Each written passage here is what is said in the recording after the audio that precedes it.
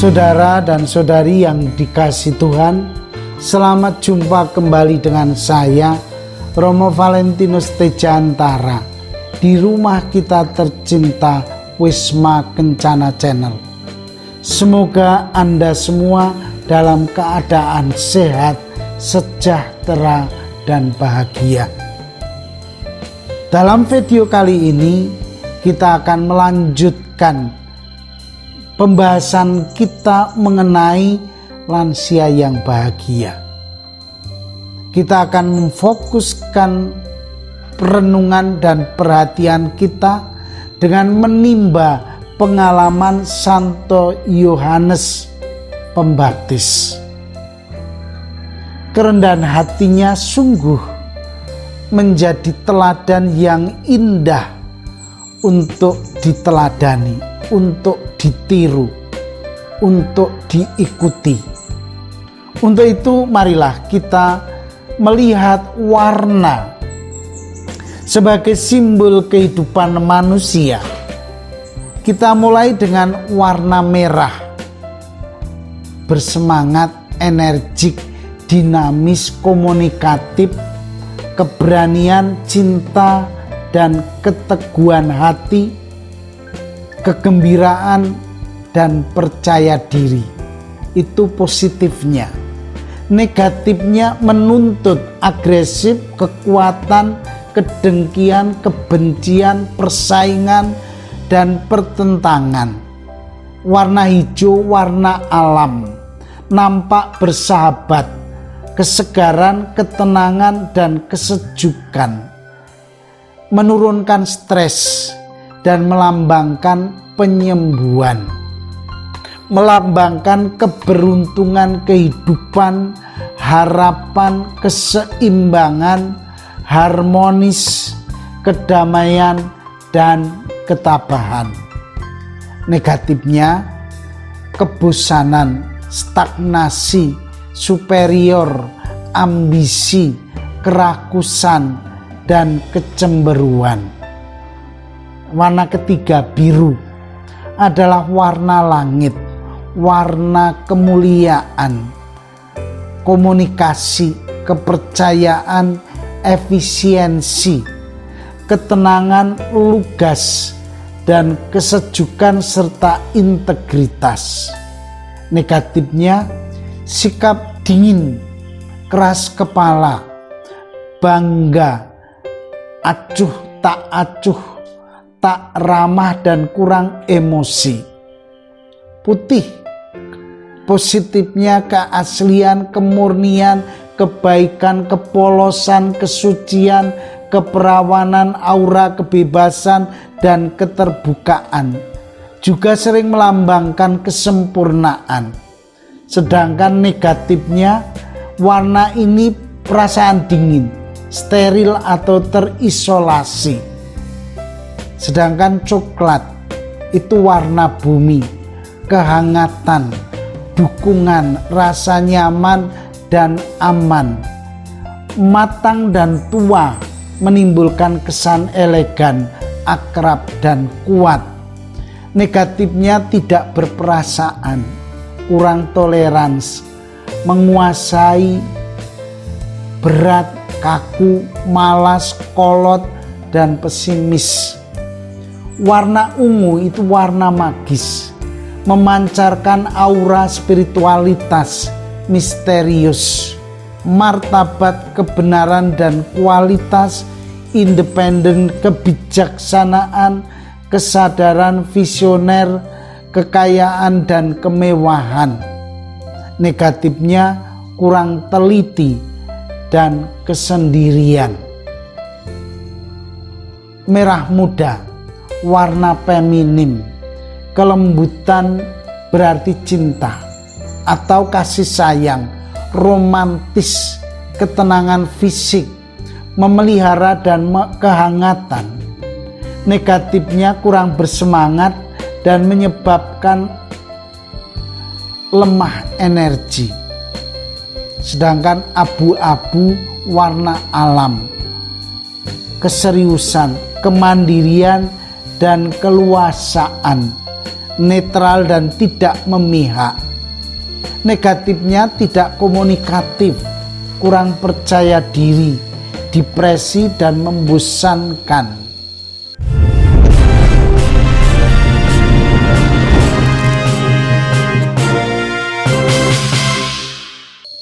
Saudara dan saudari yang dikasihi Tuhan, itulah simbol warna yang telah memberi arti masing-masing. Marilah kita baca Injil Matius bab 1 ayat 24 sampai 34. Dan di antara orang-orang yang diutus itu ada beberapa orang Farisi. Mereka bertanya kepadanya, katanya, "Mengapakah engkau membaptis jikalau engkau bukan Mesias, bukan Elia dan bukan Nabi yang akan datang?" Yohanes menjawab, katanya, "Aku membaptis dengan air, tetapi di tengah-tengah kamu sendiri berdiri Dia yang tidak kamu kenal, yaitu Dia yang datang kemudian daripadaku. Membuka tali kasutnya pun aku tidak layak."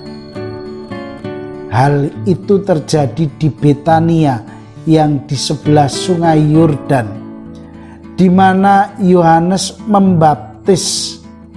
Pada keesokan harinya, Yohanes melihat Yesus datang kepadanya dan ia berkata, "Lihatlah anak domba Allah yang menghapus dosa dunia. Dialah yang kumaksud ketika kukatakan, kemudian daripadaku akan datang seorang yang telah mendahului aku, sebab Dia telah ada sebelum aku. Dan aku sendiri pun mula-mula tidak mengenal Dia, tetapi untuk itulah aku datang dan membaptis dengan air, supaya Ia dinyatakan kepada Israel." Dan Yohanes memberi kesaksian, katanya, "Aku telah melihat Roh turun dari langit seperti merpati, dan Ia tinggal di atasnya. Dan aku pun tidak mengenalnya, tetapi Dia yang mengutus aku untuk membaptis dengan air telah berfirman kepadaku, jikalau engkau melihat Roh itu turun ke atas seseorang dan tinggal di atasnya, Dialah itu yang membaptis dengan Roh Kudus. Dan aku telah melihatnya dan memberi kesaksian, Ia inilah Anak Allah." Saudara dan saudari yang dikasihi Tuhan, dari bacaan Injil ini kita bisa bertanya, siapakah Yohanes? Dari kenyataan hidupnya kita bisa mengatakan bahwa Yohanes berkarya hanya 18 bulan. Namun ia membaptis 200.000 sampai 500.000 orang. Tugas utama mempersiapkan jalan bagi Mesias. Dia membaptis semua muridnya dengan air. Dan makna dari baptisannya adalah baptisan pertobatan. Ia sungguh mempersiapkan orang Israel untuk menerima Yesus dengan menyucikan hati mereka. Dia bukan Mesias, bukan pula Elia, bukan pula nabi yang lain. Dia tidak pernah berbicara mengenai dirinya. Dia hanyalah suara, sedangkan Yesus adalah sabda. Dia diutus untuk berbicara tentang sabda itu. Untuk bisa menerima Mesias, dibaptis, dan bertobat. Itu syarat utamanya. Tidak pantas membuka tali sandalnya. Dia merendahkan diri, bahkan lebih rendah dari budak di hadapan Mesias.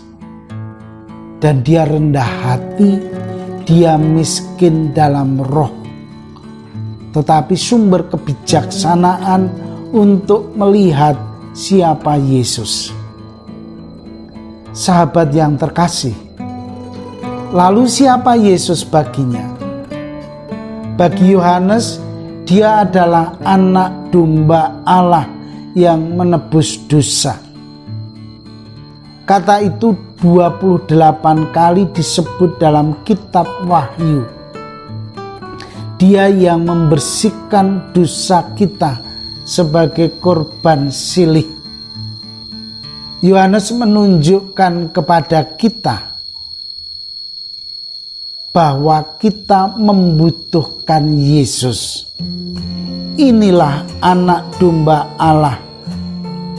Ini yang membersihkan kotoran, kedegilan dosa yang membuat kita tidak bahagia. Apa yang sulit aku tinggalkan? Bagi lansia terutama. Orang mengatakan kekuasaan, egoisme, keangkuhan, gengsi, kesombongan diri. Sikap Farisi dalam hati, ini yang sulit kita buang. Ini membuat kita tidak bisa melepaskan diri dari ikatan dunia ini. Maka kita harus sadar diri. Ini bukan waktuku lagi. Biar aku semakin kecil dalam hal duniawi, tetapi besar dalam hati karena Yesus yang semakin menguasai aku. Aku harus rela melepaskan ikatan karya yang telah kulakukan dalam tugas, terutama perutusanku selama di dunia ini. Aku harus menyerahkan semua itu dengan ikhlas kepada penggantiku. Aku harus percaya dan yakin bahwa mereka bisa. Mereka mampu meneruskan. Aku harus menjadi semakin merendah dan menyerahkan hidupku kepada Dia yang memanggilku. Menerima bahwa tugas perutusanku sudah purna, sudah selesai. Mensyukuri segala kebaikan yang telah aku tanamkan dan sebarkan. Itu yang harus kita nikmati.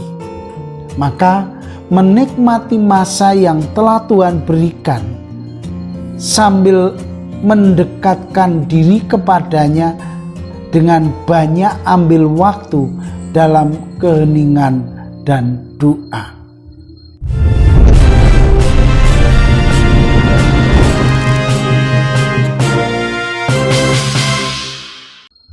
Saudara dan saudari, ketika kita sadar bahwa usia kita sudah tidak muda lagi, sudah pensiun, sudah purna karya, inilah saat kita mulai mengintegrasikan intelek, emosi, dan hati nurani sambil memurnikan dan menyucikan hidup ini. Kita siapkan intelek, emosi, dan kehidupan batin kita. Intelek misalnya, tetap melakukan kegiatan, kesibukan, mengembangkan aneka hobi yang masih bisa dikerjakan. Usahakan merasa masih berguna dan bermanfaat bagi sesama. Usahakan masih bisa independen. Emosi, hilangkan rasa depresi, hidup murung dan sedih hati. Jangan marah-marah, jangan menyakiti diri. Berusahalah hidup harmoni, berpikir positif, menerima diri sendiri, mempercayakan kepada kasih Allah. Hati nurani dan hidup batin bersih dari yang jahat dan rakus. Mendengarkan suara hati dalam refleksi. Berdoa lebih banyak, membaca kitab suci, menerima sakramen tobat lebih sering. Badan harus bahagia. Berat badan berlebihan harus dihindari. Atur makanan supaya seimbang. Hindari faktor-faktor penyakit resiko degeneratif agar terus berguna dengan mempunyai kegiatan dan hobi. Gerak badan teratur wajib dilakukan. Iman dan takwa ditingkatkan. Awasi kesehatan dengan periksa secara teratur. Inilah yang harus kita lakukan, bahagia. Selamat berjuang menjadi bahagia itu. Akhirnya terimalah salam saya. Vivat cor Jesu per cor Maria. Hiduplah hati kudus Yesus melalui hati Maria. Amin.